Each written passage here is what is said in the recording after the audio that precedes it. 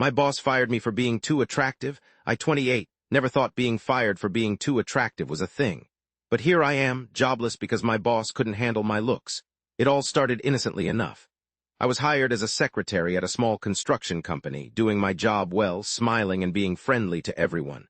Little did I know my boss had other ideas. Things got weird when he started making inappropriate comments about my appearance and would find unnecessary reasons to come by my desk. I felt uncomfortable, but I didn't want to cause trouble. But then one day, out of the blue, he called me into his office and told me I was fired because I was distracting the male employees with my beauty.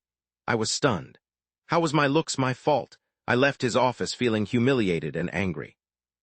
I couldn't believe what had happened. How could I lose my job over something so ridiculous? I tried to talk to HR, but they just shrugged it off, saying it was his decision. I felt betrayed and helpless.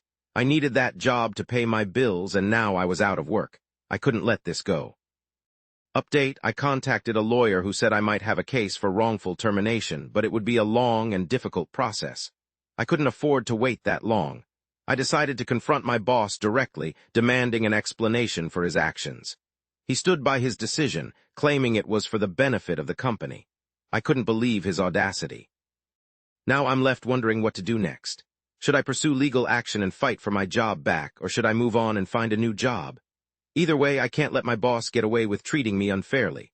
But as I stand at this crossroads, I can't help but wonder, am I the one to blame for all this drama? I decided to take a stand and file a lawsuit against my former boss for wrongful termination. The legal battle was tough, with my boss denying any wrongdoing and painting me as the troublemaker.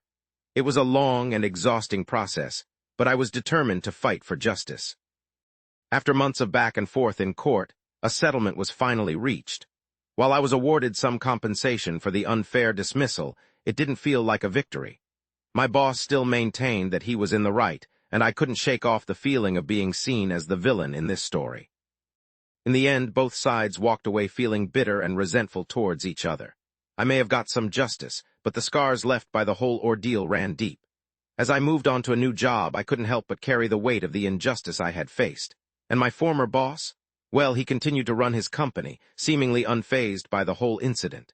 The animosity between us remained, a constant reminder of the ugly truth behind my wrongful termination.